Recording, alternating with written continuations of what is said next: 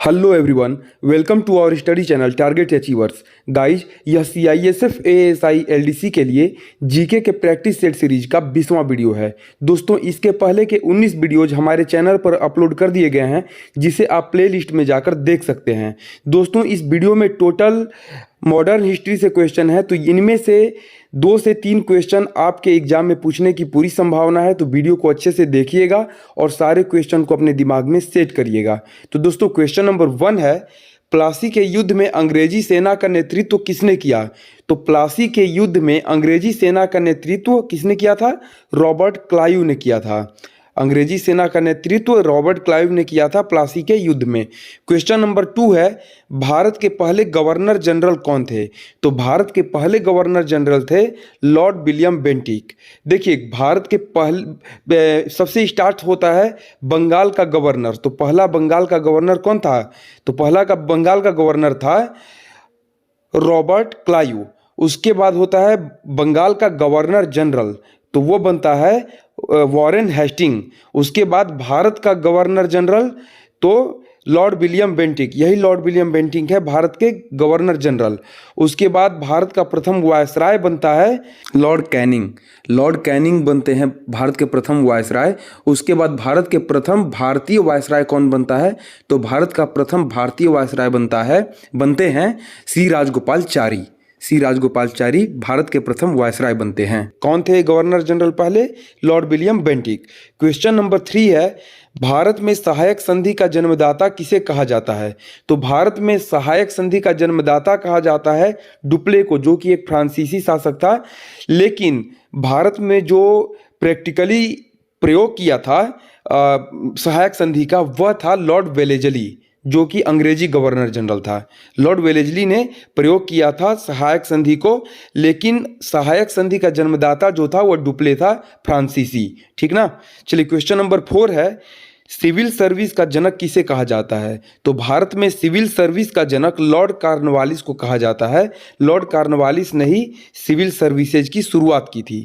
Question number 5 है, अस्थाई बंदोबस्त का जनक किसे कहा जाता है? तो लॉर्ड कॉर्नवालिस ही है जो कि अस्थाई बंदोबस्त का जनक है। भारत में अस्थाई बंदोबस्त लॉर्ड कॉर्नवालिस ने ही प्रारंभ किया था। क्वेश्चन नंबर 6 है, बंगाल विभाजन के समय भारत के वायसराय कौन थे? तो 1905 ईस्वी में बंगाल विभाजन किया गया था, जिसके समय वायसराय थे लॉर्ड कर्जन। लॉर्ड कर्जन के समय ही बंगाल विभाजन प्रस्तावित हुआ था। क्वेश्चन नंबर 7 है, भारत के पहले वायसराय कौन थे? तो भारत के पहले वायसराय थे लॉर्ड कैनिंग। भारत के पहले वायसराय बने थे लॉर्ड कैनिंग। क्वेश्चन नंबर 8 है, पूना पैक्ट किन किन के मध्य हुआ था? तो पूना पैक्ट जो हुआ था, यह महात्मा गांधी और भीमराव अंबेडकर के बीच में हुआ था। पूना समझौता महात्मा गांधी और भीमराव अंबेडकर के बीच में। और यह कब हुआ था? तो यह हुआ था गोलमेज सम्मेलन के बाद हुआ था, 1932 ईस्वी में हुआ था पूना पैक्ट समझौता। ठीक है? चलिए, क्वेश्चन नंबर 9 है, कांग्रेस की पहली महिला अध्यक्ष कौन थी? भारतीय महिला अध्यक्ष कौन थी? तो देखिए, कांग्रेस की पहली महिला अध्यक्ष थी एनी बेसेंट, लेकिन भारतीय महिला अध्यक्ष पूछा जाए जो पहली हो, वह थी सरोजिनी नायडू। और इन्होंने 1925 में कानपुर में अध्यक्षता किया था कांग्रेस का, सरोजिनी नायडू ने। क्वेश्चन नंबर 10 है, वुड डिस्पैच किसके शासनकाल में आया? तो वुड डिस्पैच जो है, यह लॉर्ड डलहौजी के शासनकाल में आया था और यह शिक्षा से संबंधी था, वुड डिस्पैच। ठीक है? क्वेश्चन नंबर 11 है, महलवाड़ी व्यवस्था का जनक कौन है? तो महलवाड़ी व्यवस्था का जनक लॉर्ड मैकेंजी था। लॉर्ड मैकेंजी क्या था? महलवाड़ी व्यवस्था का जनक था। यह एक खेती से संबंधित व्यवस्था होता है, महलवाड़ी व्यवस्था, इसका जनक लॉर्ड मैकेंजी था। क्वेश्चन नंबर 12 है, डॉक्ट्रिन ऑफ लैप्स का संबंध किस गवर्नर जनरल से है? देखिए, डॉक्ट्रिन ऑफ लैप्स जो है, इसी को राज्य हड़प नीति बोलते हैं। इसका जनक लॉर्ड डलहौजी था। लॉर्ड डलहौजी था डॉक्ट्रिन ऑफ लैप्स यानी कि राज्य हड़प नीति का। क्वेश्चन नंबर 13 है, भारत में पहली जनगणना किस समय की गई? तो भारत में पहली जनगणना 1872 ईस्वी में लॉर्ड मेयो के समय में की गई थी। याद रखिएगा, 1872 में पहली बार जनगणना हुई थी भारत में, लॉर्ड मेयो के समय में हुई थी। क्वेश्चन नंबर 14 है, ना अपील ना दलील का कानून किसे कहा जाता है? तो ना अपील ना दलील का कानून रॉलेट एक्ट को कहा जाता है। इसी कानून के तहत जितने भी क्रांतिकारी दल थे या क्रांतिकारी थे, उनको बिना किसी अपील और बिना किसी दलील के सीधा जेल में बंद कर दिया जाता था। और इसी के विरोध में जालियांवाला बाग के अंदर सभा बुलाई गई थी, जिस पर कि जनरल डायर ने गोलियां चलवा दी थी। क्वेश्चन नंबर 15 है, काकोरी ट्रेन डकैती कब हुआ? देखिए, काकोरी ट्रेन डकैती का अब प्रधानमंत्री नरेंद्र मोदी ने नाम रख दिया है, नामकरण कर दिया है काकोरी ट्रेन एक्शन। ये डकैती शब्द हटा दिया और यहाँ पर एक्शन कर दिया है, काकोरी ट्रेन एक्शन। तो यह हुआ था 9 अगस्त 1925 को। 9 अगस्त 1925 को हुआ था काकोरी ट्रेन डकैती, या फिर कह सकते हैं एक्शन। क्वेश्चन नंबर 16 है, रैयतवाड़ी व्यवस्था किसके द्वारा प्रारंभ की गई? तो रैयतवाड़ी की गई थी थॉमस मुनरो के द्वारा। थॉमस मुनरो के द्वारा रैयतवाड़ी व्यवस्था प्रारंभ की गई थी। बहुत ही इंपॉर्टेंट क्वेश्चन है, बार बार पूछा जाता है। महलवाड़ी जो था वह याद कर लीजिएगा। महलवाड़ी किसने किया था? लॉर्ड हॉल्ट मैकेंजी ने किया था महलवाड़ी, और रैयतवाड़ी प्रारंभ किया था थॉमस मुनरो ने। क्वेश्चन नंबर 17 है, किस अधिवेशन में कांग्रेस का विभाजन हुआ था? तो सूरत अधिवेशन हुआ था 1907 ईस्वी में। इसमें कांग्रेस दो दलों में बट गई थी, गरम दल और नरम दल। तो यह विभाजन कब हुआ था? सूरत अधिवेशन में 1907 ईस्वी में। क्वेश्चन नंबर 18 है, बंगाल विभाजन कब रद्द किया गया? तो बंगाल विभाजन 1911 ईस्वी में रद्द किया गया। 1905 ईस्वी में बंगाल विभाजन हुआ था लॉर्ड कर्जन के समय में, और 1911 में बंगाल विभाजन रद्द कर दिया गया था। ठीक है। क्वेश्चन नंबर 19 है, महात्मा गांधी दक्षिण अफ्रीका से भारत कब आए? तो महात्मा गांधी दक्षिण अफ्रीका से भारत आए थे 9 जनवरी 1915 ईस्वी में। इसी 9 जनवरी को प्रवासी भारतीय दिवस के रूप में मनाया जाता है। चलिए, क्वेश्चन नंबर 20 है, जालियांवाला बाग हत्याकांड की जांच कमेटी का नाम? तो जालियांवाला बाग हत्याकांड में जो कमेटी बैठाई गई थी जांच के लिए, वह था हंटर कमेटी। और इस कमेटी ने इतना गलत तरीके से सारा जांच किया कि इसमें जनरल डायर को बेकसूर साबित करके छोड़ दिया गया। तो जालियांवाला बाग हत्याकांड का जांच कमेटी कौन था? हंटर कमेटी था। क्वेश्चन नंबर 21 है, स्वराज पार्टी की स्थापना किसने की? तो स्वराज पार्टी की स्थापना की थी चित्तरंजन दास और मोतीलाल नेहरू ने। जब असहयोग आंदोलन को महात्मा गांधी ने समाप्त कर दिया, उसके बाद एक नई पार्टी चित्तरंजन दास और मोतीलाल नेहरू ने मिलकर बनाई थी, जो कि स्वराज पार्टी थी, और 1923 ईस्वी में इसकी स्थापना की गई थी। क्वेश्चन नंबर 22 है, भारतीय पुनर्जागरण का जनक किसे कहा जाता है? तो भारतीय पुनर्जागरण का जनक राजा राम मोहन राय को कहा जाता है। इन्होंने ही पश्चिमी सभ्यता, जो पश्चिमी देश थे, उनके मॉडर्न सभ्यता को भारत में लाया और भारत में एक नया पुनर्जागरण किया। ठीक है। इन्होंने बहुत सारे काम किए हैं, सती प्रथा का अंत करना या फिर और भी बहुत सारे काम किए हैं, तो इसीलिए कहा जाता है भारतीय पुनर्जागरण का जनक इन्हें। क्वेश्चन नंबर 23 है, तंबाकू की खेती भारत को किस देश ने सिखाई? तो पुर्तगाल ने ही भारत को तंबाकू की खेती सिखाई थी। देखिए कितना गलत काम है कि पुर्तगाल ने अच्छी चीज़ें तो नहीं सिखाई, लेकिन यहाँ तंबाकू की खेती सिखा दी। चलिए, क्वेश्चन नंबर 24 है, स्थानीय स्वशासन का जनक? तो स्थानीय स्वशासन का जनक लॉर्ड रिपन को कहा जाता है। स्थानीय स्वशासन का जनक लॉर्ड रिपन को कहा जाता है। क्वेश्चन नंबर 25 है, बक्सर के युद्ध में अंग्रेजी सेना का नेतृत्व किसने किया था? तो 1764 ईस्वी में बक्सर का युद्ध हुआ था, जिसका नेतृत्व हेक्टर मुनरो ने किया था। बक्सर के युद्ध में हेक्टर मुनरो ने किया था अंग्रेजी सेना का नेतृत्व। क्वेश्चन नंबर 26 है, नील दर्पण के लेखक कौन हैं? तो दीनबंधु मित्र हैं नील दर्पण के लेखक। नील दर्पण जो है, यह अंग्रेजों के द्वारा जो नील की खेती करवाई जाती थी, 3 कठिया व्यवस्था जो था बिहार में, उसी के विरोध में था नील दर्पण। तो इसका लेखक कौन था? दीनबंधु मित्र थे। क्वेश्चन नंबर 27 है, 1873 में सत्यशोधक समाज की स्थापना किसने की? तो सत्यशोधक समाज की स्थापना ज्योतिबा फूले ने किया था 1873 ईस्वी में। क्वेश्चन नंबर 28 है, संवाद कौमुदी अखबार के लेखक कौन थे? तो संवाद कौमुदी अखबार के लेखक थे राजा राम मोहन राय। इन्होंने ही संवाद कौमुदी नामक पुस्तक अखबार लिखा था। क्वेश्चन नंबर 29 है, सत्यार्थ प्रकाश ग्रंथ के लेखक कौन थे? तो सत्यार्थ प्रकाश ग्रंथ के लेखक थे दयानंद सरस्वती। ठीक है, इसको याद करने का छोटा सा ट्रिक बता देता हूँ। दयानंद सरस्वती यानी कि सरस्वती हैं, ये सरस्वती के रूप हैं। तो ये क्या करेंगे? जीवन में प्रकाश लाने का करेंगे काम, यानी कि सत्य का प्रकाश करना। सत्यार्थ प्रकाश कौन? सरस्वती, यानी दयानंद सरस्वती। तो इस तरीके से आप याद कर सकते हैं। क्वेश्चन नंबर 30 है, महात्मा गांधी ने कांग्रेस के किस अधिवेशन की अध्यक्षता की थी? तो बेलगांव अधिवेशन था जो कि 1924 में हुआ था। इसमें महात्मा गांधी ने कांग्रेस की अध्यक्षता की थी और एक बार, सिर्फ मात्र एक बार ही महात्मा गांधी ने कांग्रेस का अधिवेशन किया है, कांग्रेस अधिवेशन की अध्यक्षता की है, जो कि बेलगांव में की थी 1924 ईस्वी में। और इसके बाद 1925 ईस्वी में सरोजनी नायडू ने किया था अध्यक्षता कांग्रेस का, और वो पहली महिला अध्यक्ष थी कांग्रेस की। ठीक है, भारतीय महिला अध्यक्ष थी कांग्रेस की। क्वेश्चन नंबर 31 है, बारदोली सत्याग्रह का नेतृत्व किसने किया था? तो बारदोली सत्याग्रह का नेतृत्व सरदार वल्लभ भाई पटेल ने किया था। और इसी बारदोली सत्याग्रह में बारदोली की महिलाओं के द्वारा वल्लभ भाई पटेल जी को सरदार की उपाधि दी गई थी। तो कभी कभी क्वेश्चन पूछ देता है कि वल्लभ भाई पटेल को सरदार की उपाधि किसने दी? तो बारदोली की महिलाओं ने दी।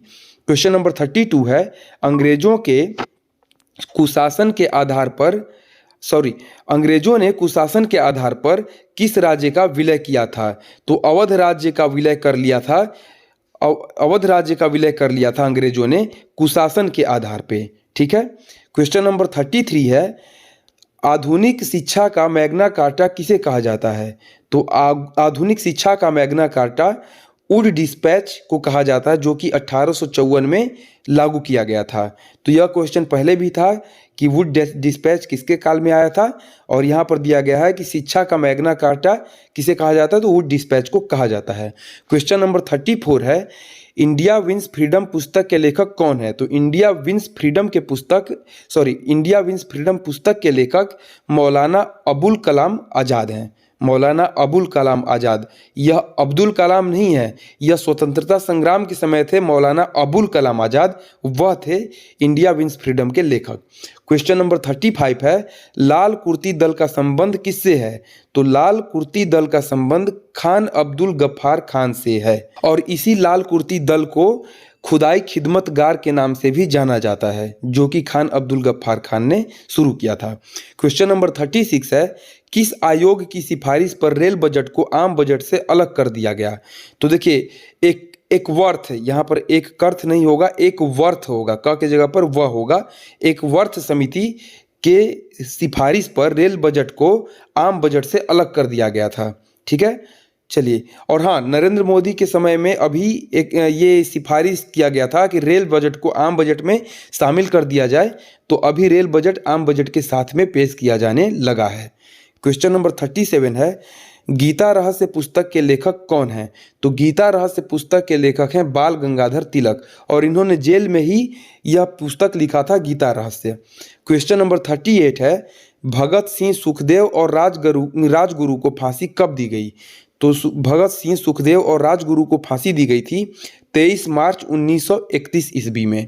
याद रखिएगा, 23 मार्च 1931 ईस्वी को भगत सिंह सुखदेव और राजगुरु को फांसी दी गई थी।